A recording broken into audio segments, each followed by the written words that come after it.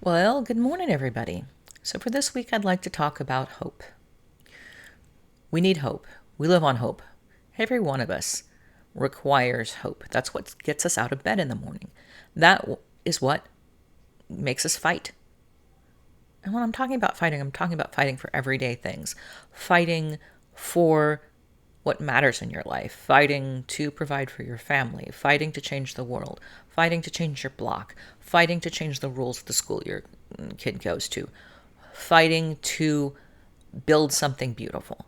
All of that is energy you're putting out. And if you don't have hope, you don't have any way of generating that energy. Without hope, it's almost impossible to make yourself do anything.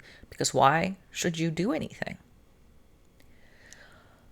And I'm looking around me and I read the news, and you read the news, and it's scary. And yes, they are partially in the profession of scaring us. So part of that can be taken with a great big grain of salt. But other things, I've read some history books, and yeah, we had some storm clouds. But hope.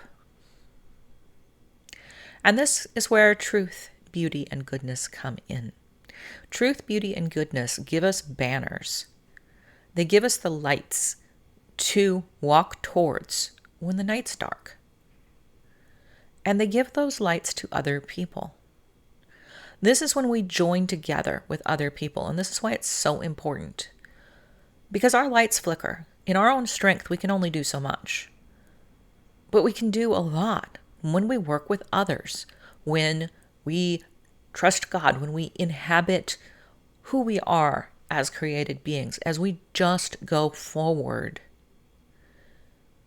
But we must have hope, that beacon of hope. Truth, beauty, goodness, they produce hope. Because what do you hope for? You hope for truth. You hope for beauty. You hope for goodness. That's what you're hoping for.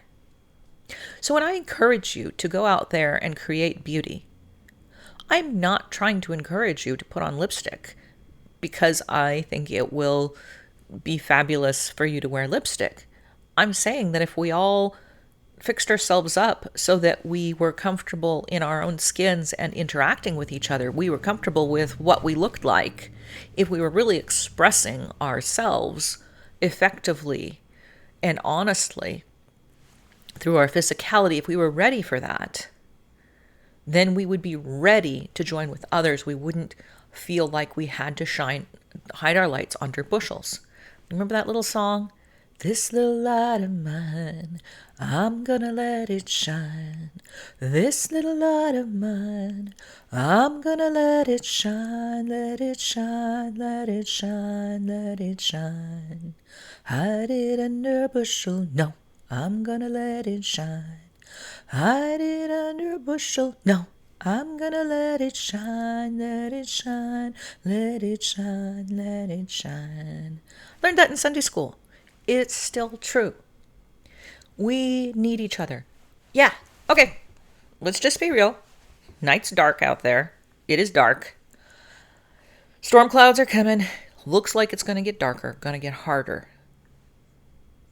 But each one of us is a light. Each one of us can choose truth, beauty, goodness, all of them, one of them. I mean, I tend to go a little harder at beauty, and that's my interest because I'm really, really into aesthetics. But that doesn't mean that I'm not also into truth or goodness. That doesn't mean, that a hot, bubbling, homemade pot of soup and some fresh baked bread aren't good. And that's not something important to bring into the world. And that's good. And I see people doing that, especially as we, kind of withdrew over the plague years, right? We started to understand that goodness was more important, and we started to focus in on that. And maybe we're still working on the truth and the beauty, but we understood how much importance that goodness had.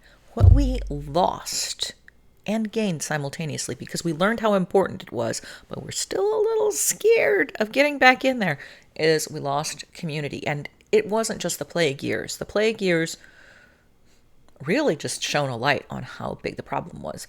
But the years before, we have gradually withdrawn into ourselves where it's safe. I mean, because we can get everything that we want through these, little plastic screens, right? So metal and glass and everything in the world comes through this.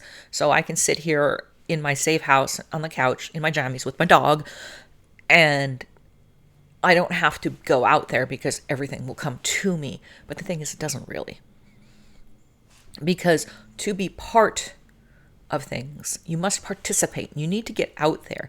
Because when you're in your house with your dog, I got a dog, with the beautiful Christmas lights and a good pot of food, that's all really good. And that's self-care. And I am 100% there for that.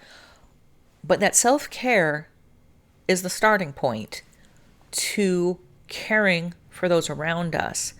And then, the thing that we miss is the people around us then also care for us. As we're looking out on some serious storm clouds, I know that I can't carry what is coming by myself. And I would love to say that I could carry what was coming by myself with my family and with my dear friends, because I have really strong friendships with amazing people. I literally have strong friendships with people across the planet. They're amazing. I love them so much. Care for them, pray for them regularly, write them. I'm involved with them. But, darlings, if a tornado happens, it's not going to happen in SoCal, but an earthquake happens, they might love me, but they can't help me. So we need truth and beauty and goodness, and we need it in real life, not the internet life. Yes, you're saying, this is hypocrisy. You're talking to all these people online. Yeah, I'm trying to get you to work in your life. This is how we do grassroots now. I'm asking for grassroots. I am asking you to go make beautiful things in your life, in your reality. I'm asking you to wear clothes that look really good on you and that make people happy. Just stuff that makes people smile. You don't need to be a fashion model. I am certainly not a fashion model, and I'm not young. And, people smile at me for wearing a skirt made out of quilting cotton. Do you know how many compliments I've gotten on that silly tie-dyed skirt? So many. Thousands. Literally thousands. It makes people happy. Smile. Be kind. You're bringing light. That's the thing. So each one of us is a light. You can bring beauty anytime you want to. I'm not going to be hypocritical and talk about front yards because mine needs work, but that's a way to bring beauty. What are you doing for the world to enjoy? What do you live in that maybe you could be hospitable with? This is a way to be a light. It's about you and what you're doing. It's also about how you're participating in the world. And I'm not talking about the internet world. I'm talking about the people on the ground. The people that live next to you, your family members, people you go to church with, people you see at the grocery store. Are you a light or not? I see so many people right now, and it breaks my heart because they're just trying to be invisible, right? They're just trying to look like everybody else and just tune everything out. And I see this in clothes, and I feel this in clothes, and like everybody's wearing the leggings and, like a t-shirt or sweatshirt or something, like every single person. Like, did I miss the boat when it came to be handing out black leggings? I do have a pair. I use them to walk the dog. But I missed the memo? Like, this is what we're all supposed to wear. You're being invisible. Look, people, you are dressing for invisibility. You're not dressing to participate with people. And yeah, we all get peopled out. But we need people. And that's the thing. I'm totally an introvert. But that doesn't stop it. You need people. I need people. We have to have community. I wrote a whole book about it. You want to read it, I'll link it below. We have to have this. When the bad things come, and they will come, it's the people immediately around you, the people in your inner circle, that are going to help you, the people that you can really, really help. This is where you're going to make a difference. And if you are too afraid to let your light shine, you won't. You won't. And we need you. Nobody's told you that this week. I'm going to tell you. We need you. We need you to show up and be a light, because the night is dark. And you're saying, oh, but I'm this tiny little birthday candle. My light doesn't matter. One, we're going to work on it. That's going to be part of what this channel is about. It's going to be encouraging you, instructing you, pushing you to make that little tiny birthday candle into something brighter and bigger. But also, in the darkest night, you know what shines out? That little birthday candle. You can see that from a long way away when it's real dark, and it's real dark. So don't look down on yourself. Stand up, be counted, and be ready. The world is crazy, but it's getting better every day.